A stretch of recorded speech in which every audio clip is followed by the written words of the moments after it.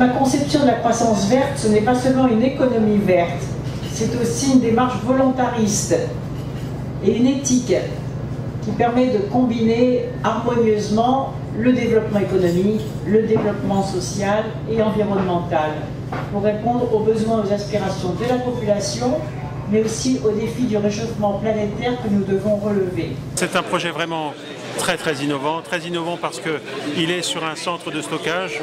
On ne s'attendrait pas à voir un centre de stockage comme un gisement d'énergie. C'est effectivement un gisement d'énergie qui est utilisé de deux façons, j'allais dire à double étage. Le premier étage étant une valorisation du biogaz pour faire de l'électricité, et on alimente à partir de ce centre 11 000 personnes en électricité. Et le deuxième étage est de récupérer le CO2 après cette première valorisation, de récupérer la chaleur et de stimuler une croissance algale pour fabriquer des écocarburants. On peut dire que c'est vraiment une première mondiale dans la mesure où on ne s'attendrait pas sur un centre de stockage à avoir une valorisation énergétique aussi maximale. Des croissances d'algues, on en fait ailleurs pour d'autres raisons. Notre raison et notre motivation principale, elle est triple. C'est récupérer la chaleur, capter du CO2 à cette période où il faut lutter contre le réchauffement climatique et en plus fabriquer des écocarburants.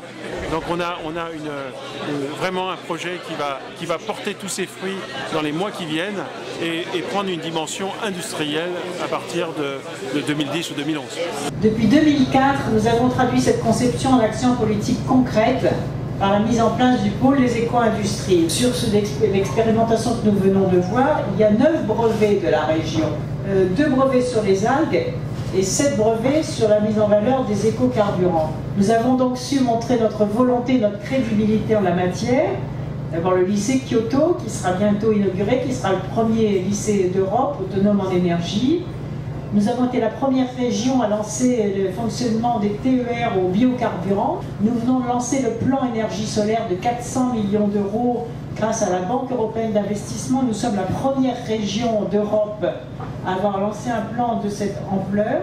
Nous avons bien sûr lancé le véhicule électrique, tout le monde a entendu parler de l'IES. C'est encore un effort quotidien que nous faisons pour assurer la rentabilité industrielle de ce projet. Nous avons été la première région à nous déclarer région sans OGM, il y a maintenant 4 ans.